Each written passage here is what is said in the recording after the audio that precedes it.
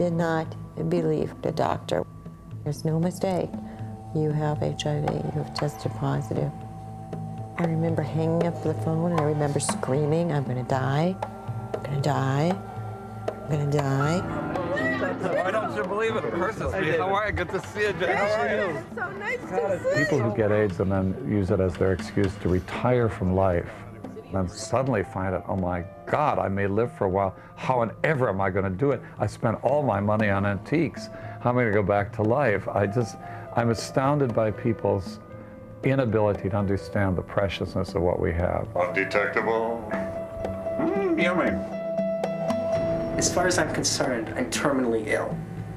People I know can tell me, well, oh no, you're not. But I'm realistic, this is going to kill me. Even the newest treatments probably aren't going to do anything long term.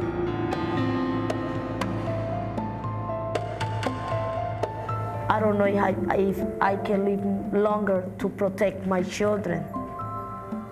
How can I find a person like me who can love my children like me? I don't think nobody. Dios te bendiga, mija. Y aportate bien.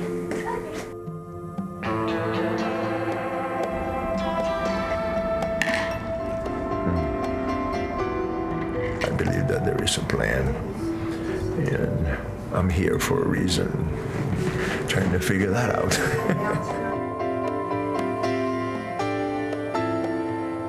My doctor's kind of scared right now, and he's thinking about me taking some medicines, but I'm not really worried about it because I got Jesus. And I know a lot of people think that's crazy to think that way, but I think it's more of the spirituality that one has. You can't live without your spirit.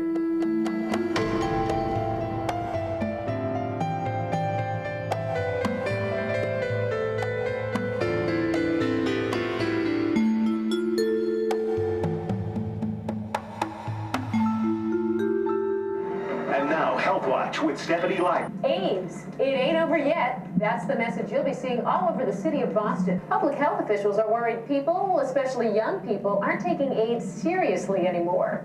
One person who says that's a mistake is Boston radio talk show host David Brudnoy. 3 years ago, he collapsed into an AIDS-induced coma. Doctors didn't expect him to live long. I just feel terrific. I really do. I had 1 day out of work in 3 years. Are you then a typical person living with AIDS? I am a typical person doing well on the protease inhibitor combination. About 70 or 80% of people who are on this combination of drugs are doing well.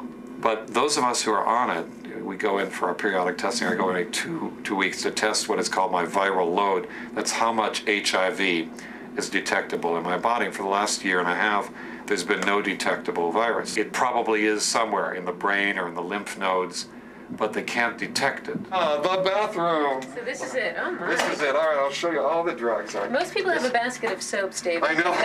It's a little different. This is the protease inhibitor itself, Crixavan. This one has to be taken every 8 hours, and this one is taken every 12 hours.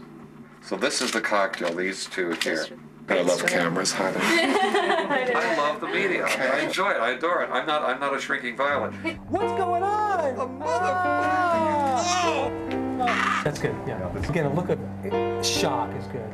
From Life magazine when I was 17 in Japan, and this is the adorable little child, and there was my dad and me, was a little chunkola. And there's William Fubuckley and me with my mustache there. I wasn't even drunk or drugged. Bravo.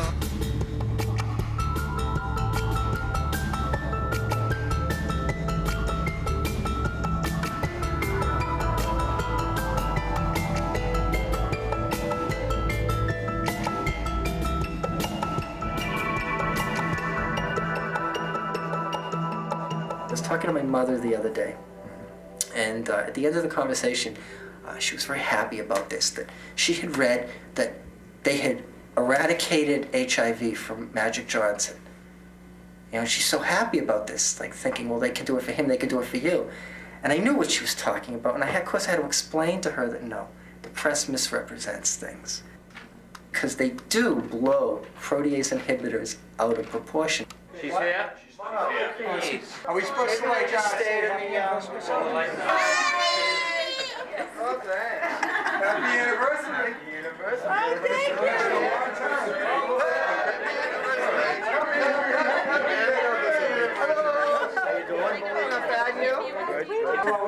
Jay's making a documentary. Of what? Me. There's 5 other people. Dysfunctional families? Why? Is this alcoholism? What are we testing? It's the real world. Protease inhibitors. Ah. What's this mean? You can stay healthy or what? I mean, help me out, work with me here. No, the documentary has very little to do with that. I mean the drugs, Joe. They should. Good deal.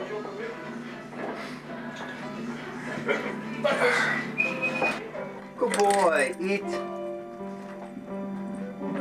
I'm not feeling very well at all. Probably the worst I felt in 2 years, but I have to eat sometime tonight so I can take my pills.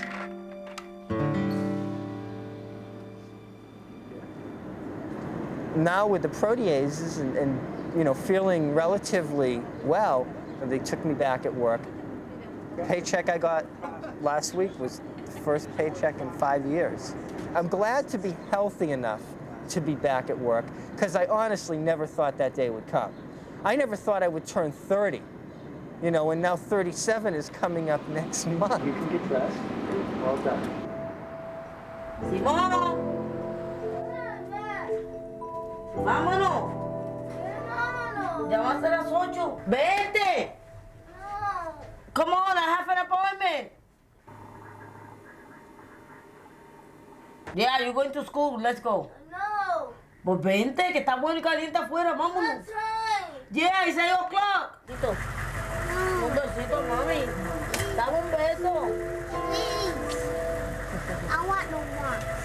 Okay. Bye. Be good. My name is Matilde Garcia. I'm HIV positive. I have to deal with this every day, every single day. I had that disease already for 9 years. I went to Puerto Rico 6 months ago to tell all my family. My mother, she said, Matilda, you look good. I said, Mama, please. I look good, but I'm sick. You don't understand that. I'm taking 25 pills every day. The protease, the antiretrovirus, the prophylaxis, and every day they give me more medicine, and you say I'm look good. Yeah, outside I look perfect, but you don't know inside. Hi, how are you? I like to say I'm very well, however, it's not the truth. Because the reaction of the medication, it takes a heavy toll, side effects. If I was really sick, I wouldn't want to be here. I would ask my higher being, or my source of strength, as I call it, to take me. I'm ready to come home now. Mamá, ¿cuáles son los nacatamales que ya están? My fiancée is, her name is Carole Beth. The love of my life. I have a piece. Was there some more? I met Anibal about 4.5 years ago at a music group. So we dated back and forth, started spending more time together. I realized I was falling in love with this man, and it was kind of a scary thing because, falling in love is always scary, but there was this issue that this man was HIV positive, and what did that mean? And he was just this really strong, incredible person, and I almost couldn't help but fall in love with him. Her being put in my path and my life had been an act of God. Oh yeah. Good morning. Hello.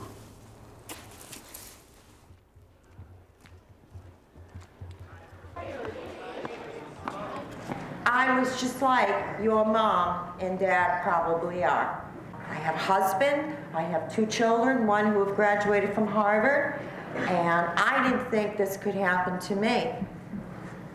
I lived in a house of secrets. And the secret is that my husband was unfaithful to me, so I kind of let it slide and started getting real sick. Do you ever find it hard to live with your husband, knowing that he gave it to you? Like, when you said that, I just kept thinking I'd kill him. I don't know. I used to sit, I had this rocker in my bedroom, and I used to sit when I was first diagnosed, and I would rock, and I would cry, and I would rock, and I would curse him, and I would love him, and I would curse him, and I would love him. And you know, I needed him. He was my husband. And it's hard. I've been the one that gets sick. He's never been sick with this. Yeah. It's pretty ironic, huh?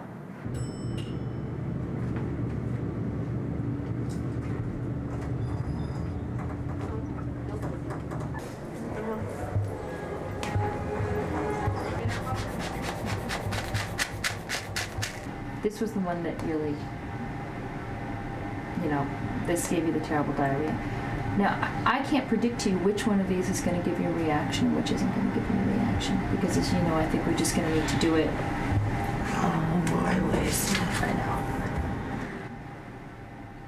You have to be almost your own chemist, now, to live with this. You really have to understand these drugs. These drugs potentially have the ability to sustain your viral load at undetectable levels for years if you do it right. The idea is that you stop this virus from replicating at all different points. It's like you have a target and you hit this corner, that corner, that corner, and that corner, and that way, there's no way the enemy can escape, hopefully, and you keep it that way. Look what it's done for me. And then the next one, took away all my chains, and now I'm free. You gotta cut it off real short, okay, so that you can see that you're going into the other one, okay? One of the things that made it hard for me to consider taking the antivirals or the protease inhibitors because they attack the liver, and I have hepatitis C. And so the medicine that I take to fight off the virus will compromise my liver. So I'd rather have a whole liver and half of HIV than things, you know what I'm saying? It's like, damned if you do and damned if you don't. And so I'm in prayer about it now, so. Miss Dunn? Yeah. How are you today? I'm alive. Uh-huh. I'm a nervous wreck. Are you? Yes. So you think you want to go ahead and do it? Yeah. I have my care team coming over tonight, so we're going to sit down and talk about, I've kind of decided which drugs I want to take. I think this is the right choice, but no one's done a study yet of people like you. Well, I'm committed to taking them even if they make me sick. Well, again, if they make you terribly sick. Well, how do I know when terribly sick is terribly sick? Maybe a week or two? Well, I think you're going to have less side effects than you're expecting to have. Well, I already got a whole week. I think you should go into this thinking that it's all going to be fine. Yes, that's what my minister says anyways, I'm saying. You got to think well of the drug. Well, I think what I really want now is I have to take this medication, but I just really want it to be prayed over. God, as they go into her system, God, that, Lord, that she just may have full recovery, God, Lord, that she just may be strengthened, God. We know, God, Lord Jesus, that this body belongs to you, God, Lord. You know exactly what it takes, God. We thank you for giving her peace, God, and for, Lord, giving her rest, God, for giving her strength, God. Yes, Lord. Thank you. Thank you.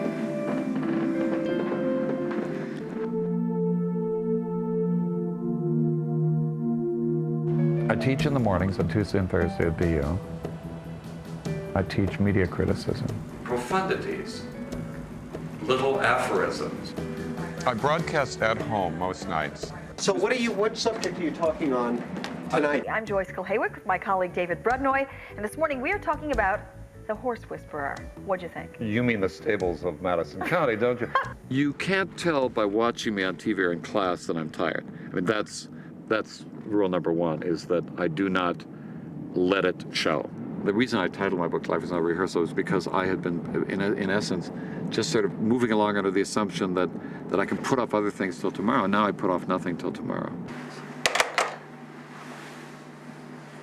The news for the patient like you who are responding to the triple drug therapy, or what's popularly called the cocktail, is still great news.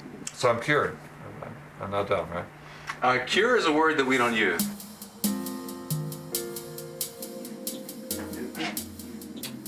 You know, I didn't even realize I was gay until I was 24, and that's when I met Bill. It was a rough time, and when I tested positive, he tested, and we assumed he would, you know, test positive. And when he didn't, the first thing I did was tell him I was leaving. It's like, well, this is, you know, you didn't ask for this problem, it's not fair, so I'll just leave. And he didn't want me to leave, you know, and that's it. That's the end of it. It says, love, Billy. It says, Happy birthday, Joey. Happy birthday, Joe.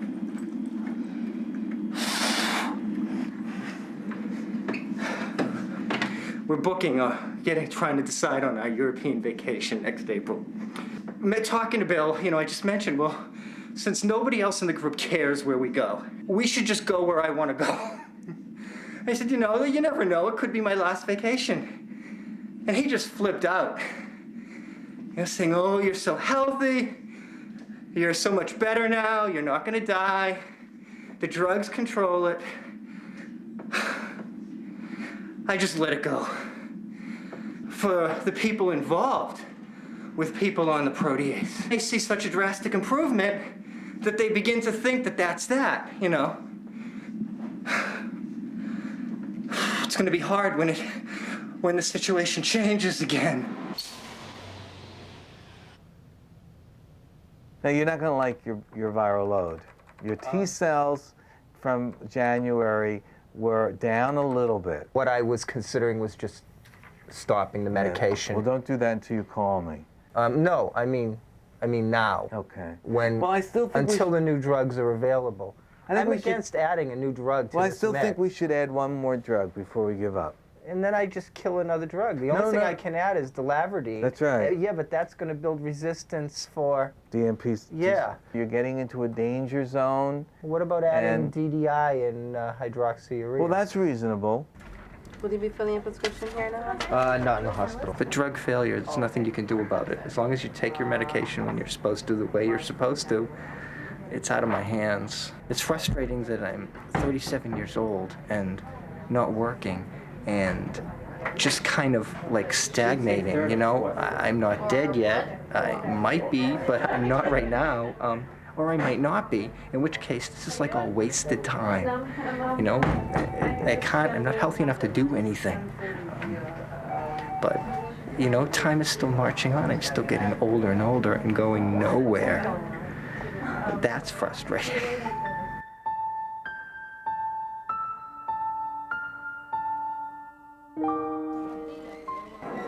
We make mistakes both in the same time, you know? We was IV drug user.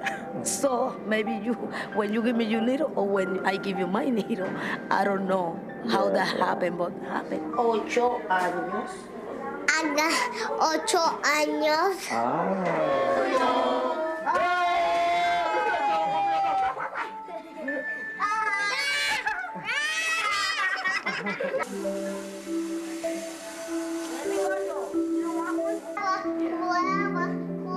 The youngest one. He's born very premature, 6 months and 2 pounds. And he was positive, and he's still positive today. Boy, you seem healthy today.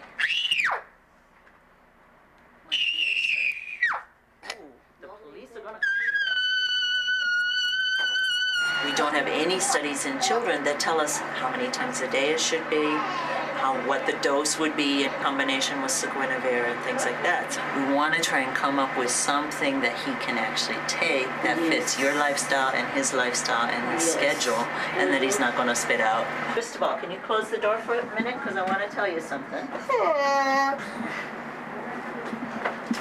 What I want to tell you is that we're going to start you on some new medicines that should be easy to take, okay? Only one of them is a liquid. The rest are capsules or pills. I know, but it's only a few drops of liquid. It's not too much, Bobby. It's only a few drops. And these new medicines are to help fight the virus and keep you healthy, okay? But there's some other medicines that you were taking before that we're going to stop. So it's a trade. I'm listening. Okay. Some of your medicines you're going to take in school with breakfast. So is it okay with you to give you some medicine at school? I think it's important. That must be very important for you. Okay? What you're going to want to try, baby. At school? Oh, sorry. I gotta give it to the doctor? No, the nurse will give it to you. No, never. I'm not gonna drink it. I'm not gonna drink it at school. You will sick. I don't care. I don't care. Mama crying. I don't care. I want to. I want to. Oye, listen to her. I want to. Listen. I want to.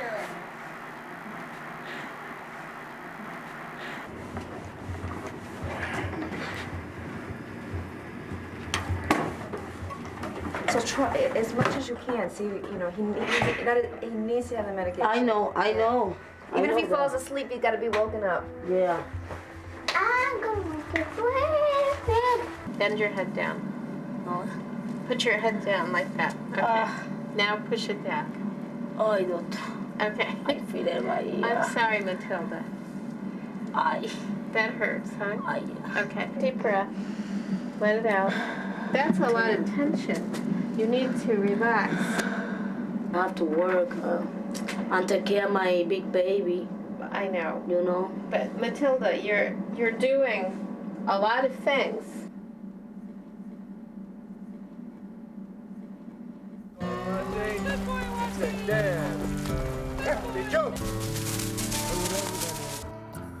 Well, we dated back and forth, started spending more time together, and we decided that we wanted to get married.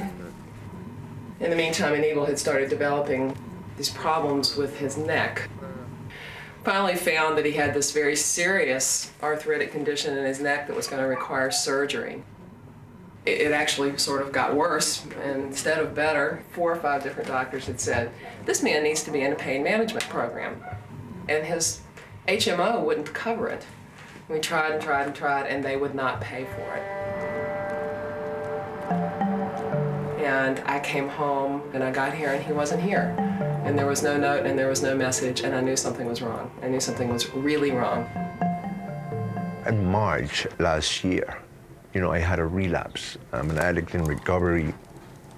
After the operation, the recovery was very poor, and my hopelessness and helplessness and feeling inadequate and unable to do anything because I didn't have any mobility, I didn't want to live life like that. I decided that I wasn't comfortable with him coming home at that time until he addressed his relapse and his recovery. So he agreed to move into a transitional house in Jamaica Plain, where he's been living ever since. We agreed, at least for now, that we have no future probably.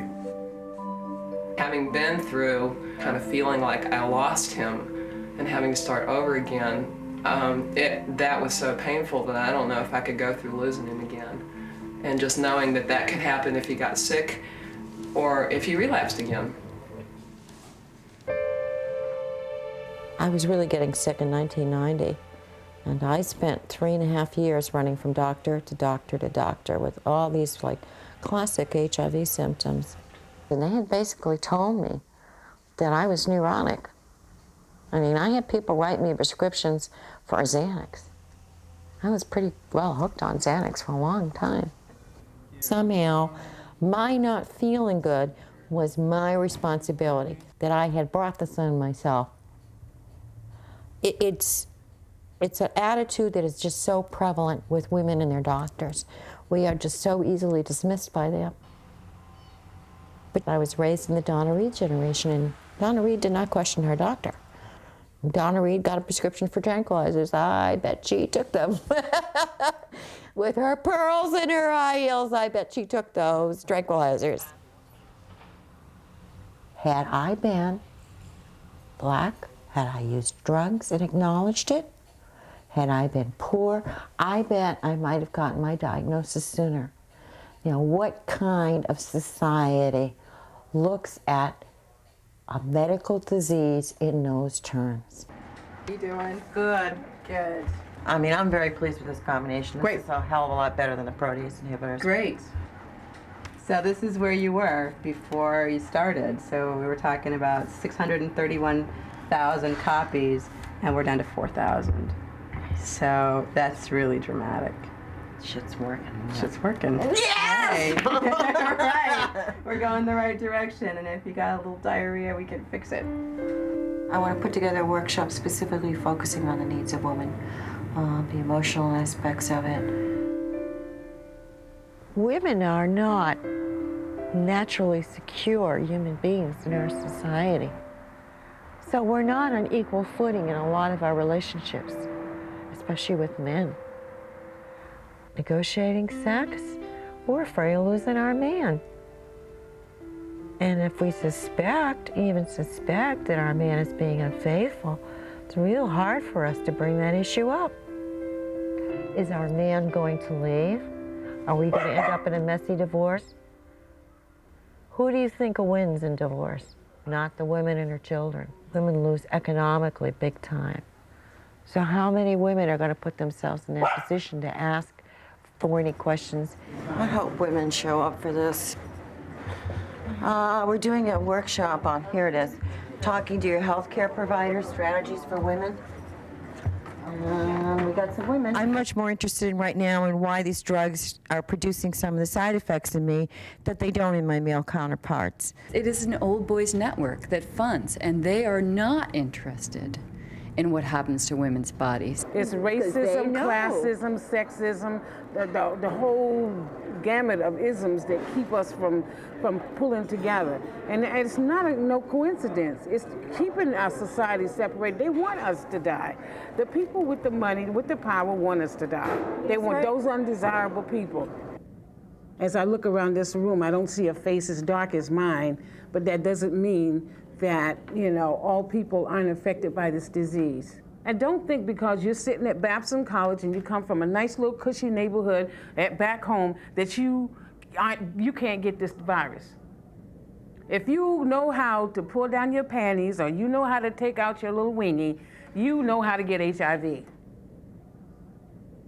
I was infected by my fiance, who I had been with for some time, and we were about to get married. And after we went and get the blood test for marriage, he tested for HIV and found out that he had AIDS, and he left town.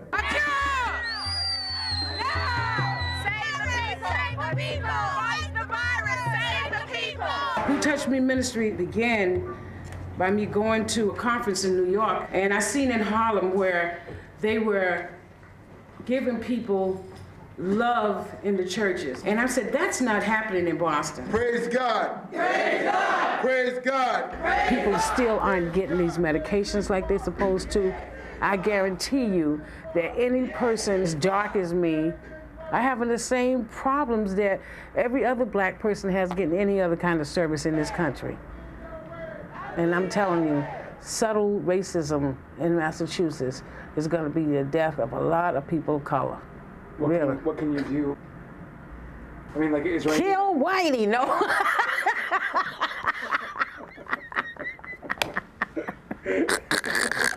Don't you print that.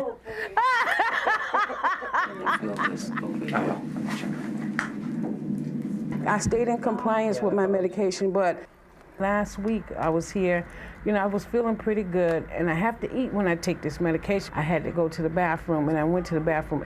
And I said, oh, I gotta go. I had the cramp in my stomach. I gotta go to the bathroom. Like, but before I even I got right to the corner of the bathroom. By the time I got inside the bathroom, I had on a wide, round chiffon dress, you know, with lots of colors in it and stuff.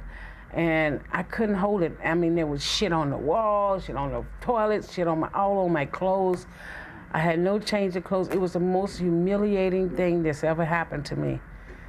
You know, so I'm in the bathroom. I have nobody to go, you know, call. Who was I gonna call? I'm in like isolated place. Let's sit in the bathroom, wait till somebody come in. So I'm trying to clean up the mess. I'm still shitting. Then I'm nauseous. And I have to take my clothes. I have nothing else to put on. I had shit in my shoes, all my legs. It was horrible. It was absolutely horrible. And then we'll talk about who's going to It's a strange, vicious disease, and it will take your life and make you feel like you're nothing. Since I'm stopping the medication today, maybe it'll get better. Today you're stopping? I took my last dose this morning. I don't want to live like this anymore. I'm tired of the pain, and I'm tired of the regimen. I'm tired of this. My whole life is centered around those drugs. What's your viral load now? Undetectable. In 30 days, it became undetectable. But it doesn't mean it's not still in my body. Right. It's not my blood. It's probably in my gallbladder. So maybe when they suck my gallbladder out, all the HIV will come out with it. You know, my doctor thought it was pretty bad. He said, okay, Belynda, you need to hit this thing early, and you hit it hard. I had never been sick before from this disease. I was asymptomatic from the beginning, so you have to understand how hard it was for me to take a medication that made me sicker than I was. I felt like I had failed myself. I felt like that I had failed the other people that trust and believe in me. And the reason I wanted to stay on the medication is because I knew that there was nothing else. So I guess the decision to stop taking the medication was the decision to say that I'm going to die from this disease.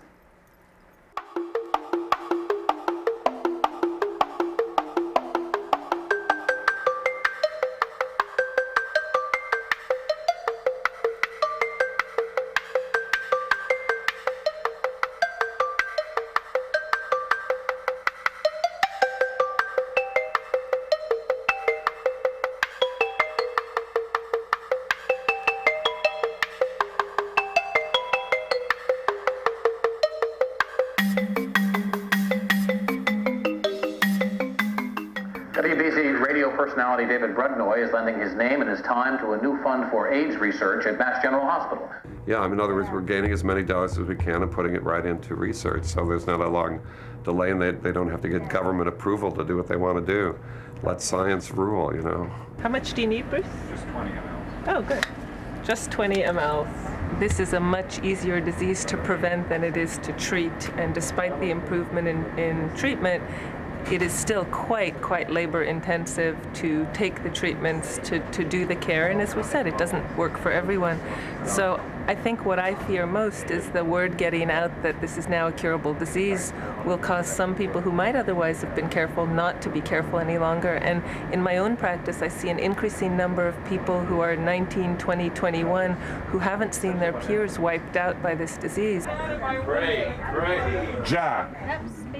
How are you? I got renewed through, the year 2000, which is nice, because, it's always a question of, are you producing enough to justify more work? And I guess I am, so I'm very happy about that. And it's also a testament, and this is important, I think, to my confidence that I'm going to be around.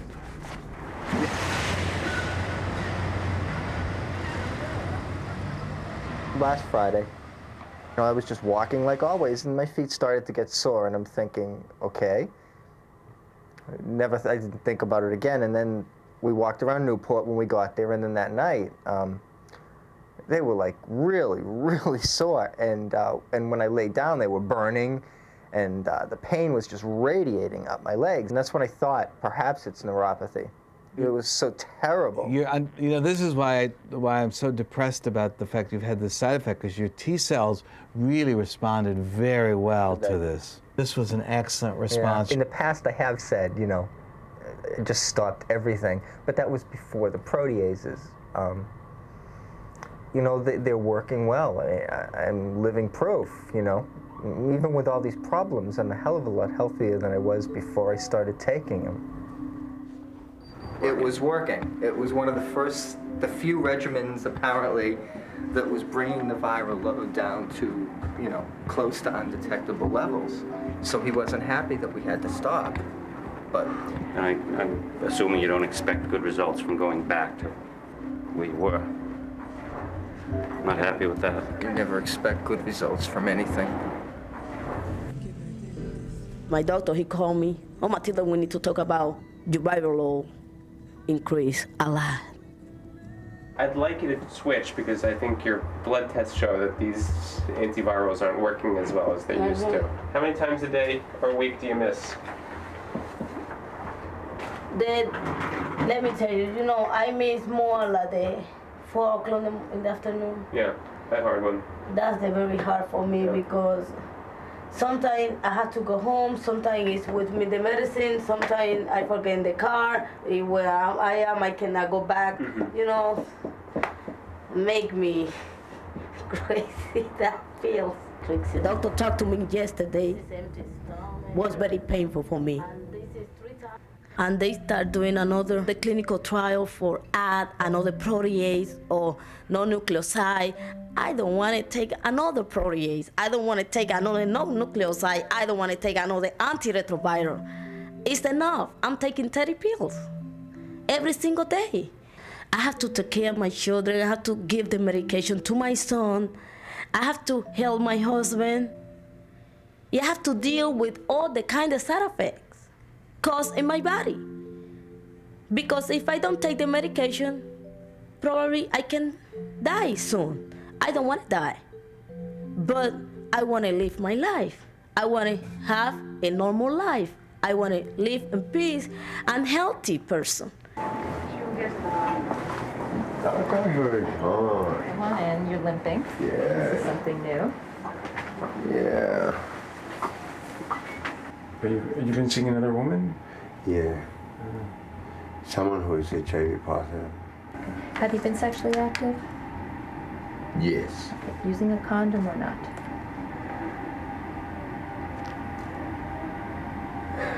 Yes and no. Any complaints in your partner, as far as you know? No. No. No.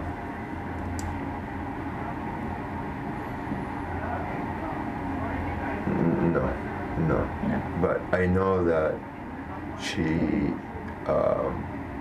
had a breakout with hepatitis How long ago was that?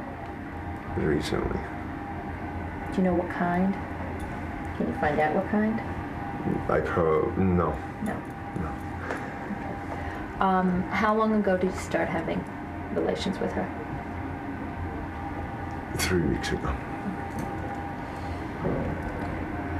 Regardless of if she's positive or negative, there's issues about I transferring know. resistant virus and I know. yeah. She doesn't like the condom. I don't like the condom, and we both agree. Well, Nobody likes condoms, so that's yeah. I mean, HIV is always looking for a sort of a boost up, and there are things called cofactors. So other infections allow HIV to grow more. I have to look at that. I really have to look at that. Look at what? The fact that I, practice unprotected sex with this person. For Christ's sakes, I've been living, with an extreme amount of pain for a very long time, very little satisfaction in terms of sex. So this is like a gift for me, a person who is willing to be wide open with me. You know what I mean? It's like, touch me here, I don't care. Kiss me there, I don't care. I'm gonna kiss you there, I don't care. I'm doing real well. Are you undetectable? I would guess I am now. Oh. I would guess by the way I feel that it's undetectable. Carole? She ready for me, really? You're actually waiting for me. I'm waiting for you. Well, what's the news? Come on, let's not mess around How about here. if you have a seat first? You're smiling. Oh, how are you? Lisa, just tell me what the numbers are. Then we'll exchange hellos. Okay. All right. Recheck is not in here. They were essentially unchanged. It was about 80,000. So, I mean, I think what happened is that the medicines were just not strong enough.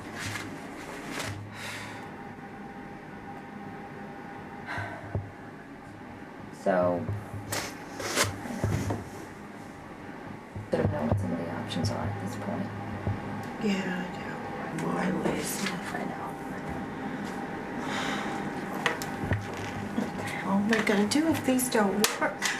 Why don't we worry about that? Okay. We'll look for something else. So bad.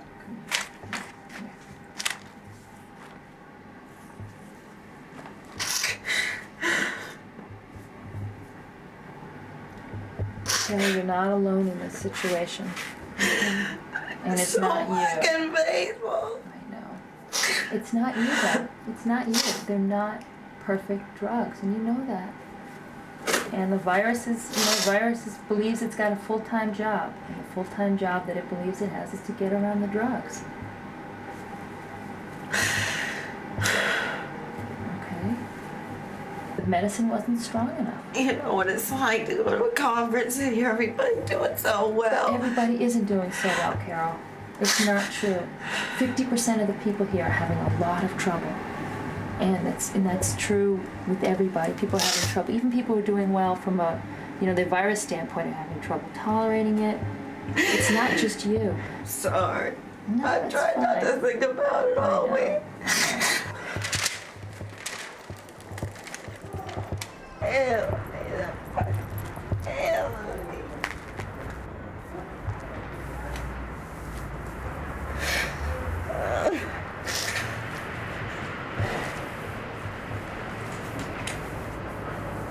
Think about the burden he carries. Had he worn a condom, our lives would not be what they are today, which I'm not saying is a bad thing. It's profoundly changed us.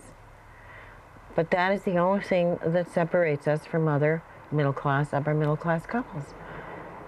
My husband had a sexual encounter and did not use a condom. That is it, right there, in a nutshell. This is my honey. My honey. I feel good. Since I stopped taking the drugs, I feel much, much, much better. I have a new man in my life, so that makes it even better.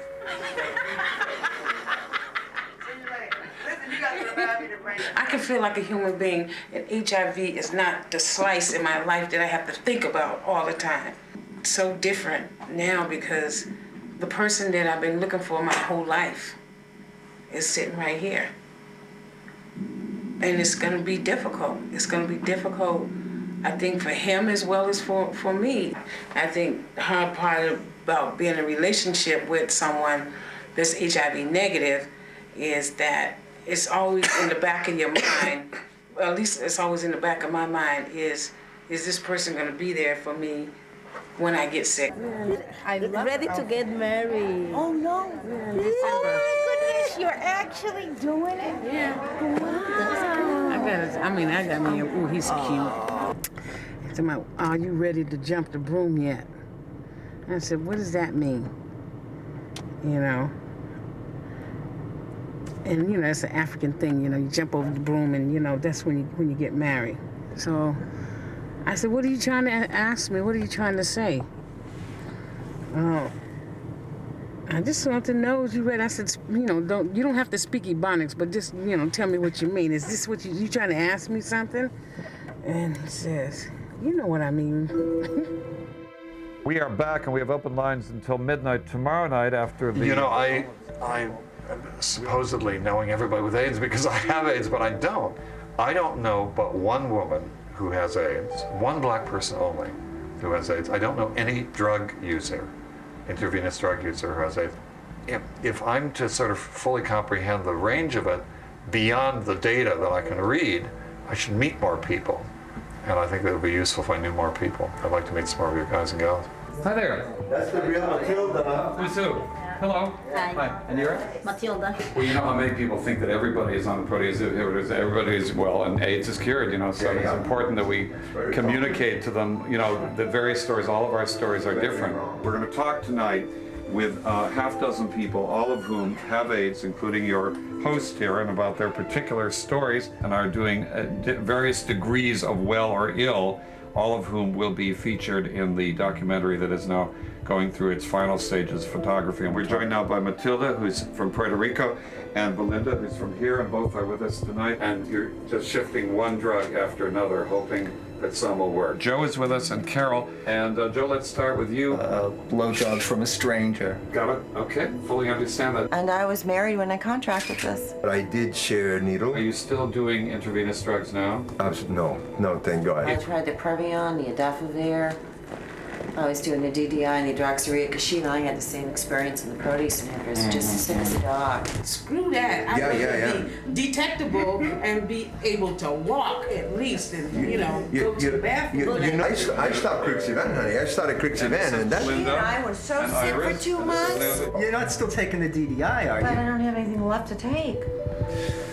Reading all this wonderful news and, but they got all these new drugs and they don't understand all the implications. Like you said, the everyone I know has. You know what? There's a little bump on the back of my neck, but I don't know what it is. See right there. Can you feel that? All of them got that ran up. That's a hump. See, we're falling apart here. Does it hurt, man? No. You want to look at my belly too?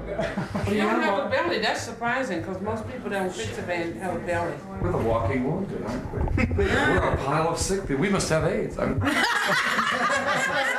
Jesus, Tom, did you know that?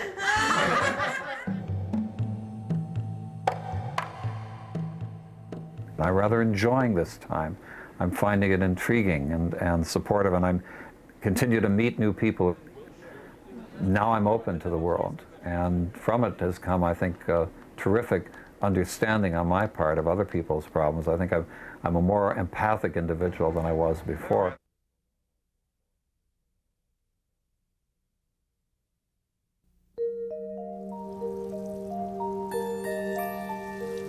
Progressive multifocal leukoencephalopathy. It's, remember the movie It's My Party? Well, that's what he was diagnosed with, and chose to kill himself before it really affected him. This one was functioning like this, and now this one is not functioning at all.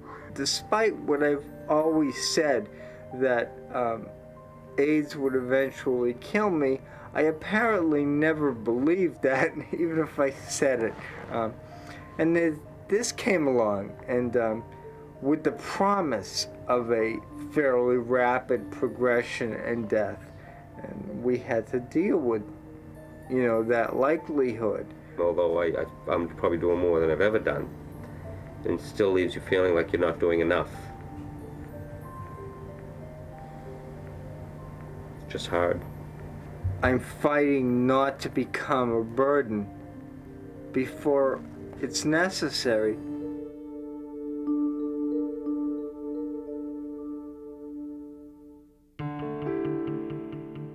I'm very happy that because I don't see my son ill, sick at all. He's been taking care of himself, taking the medication very well. He have 10 girlfriends. I said, no, you can't have no 10 girlfriends.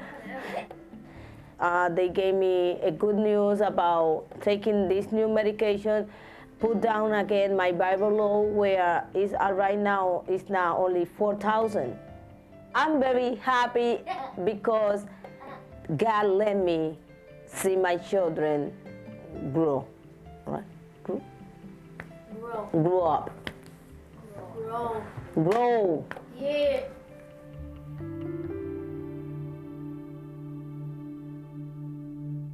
I don't know, but I probably lost his relationship with his woman. I think things started going downhill from that point.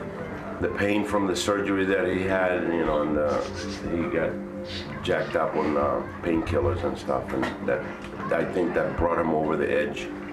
to want to start using heroin again. He was using heavily, 20, 30 bags a day. Our son. Peekaboo. And when we christened him, we were going to give him my brother's, that's going to be his middle name.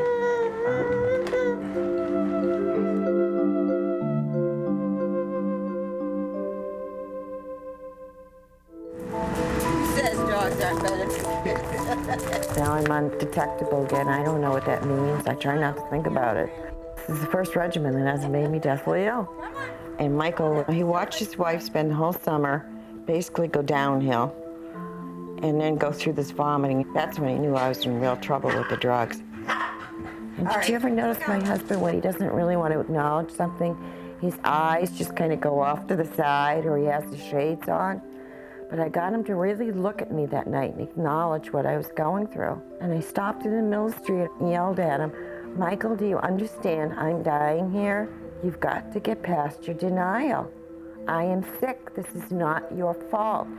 You didn't cause me to be sick. The disease did. And it was the first time he really accepted, I think, that I was fighting this disease. It wasn't about him. She's really a good woman, and I guess I've been wrong a lot. No. Difficult. Slower to come to the same conclusions as your wife. Yes. How's that for compromise? So we get along pretty good, but we still have arguments over stupid things. We've gotten on with our lives. I garden, I have friends, I go to my board meetings, I go into Boston, meet people for lunch. I have my life again. And it isn't just about AIDS. All right. Little dog, take that bear.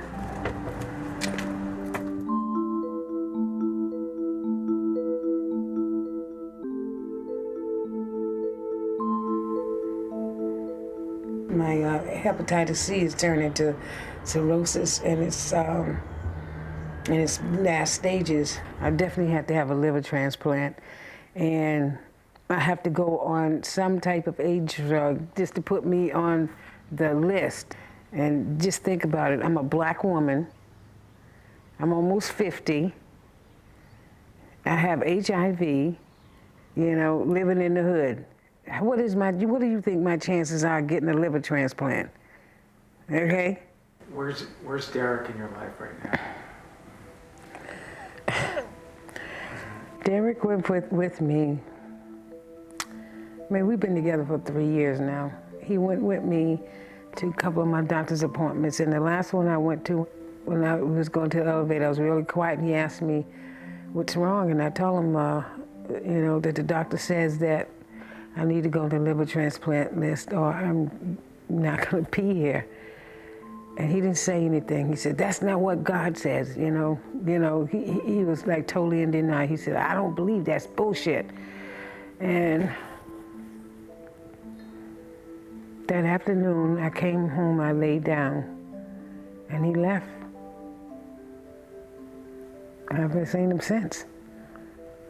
Now today tell me he's out there using like crazy. He went back to smoking crack and drinking and whatever. The work that I've done, I know I've done it from my heart, and if I had to do it all over again, I'd do it. You know, because I know that when I started coming out about my HIV status and working in the communities and working with the churches, nobody was doing that.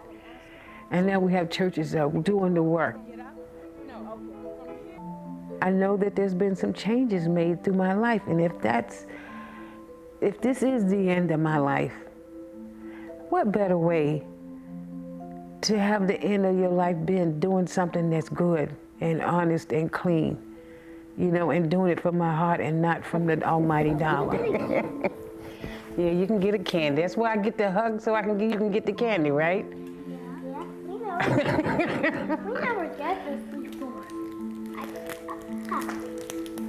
I like your outfit. It's pretty spiffy.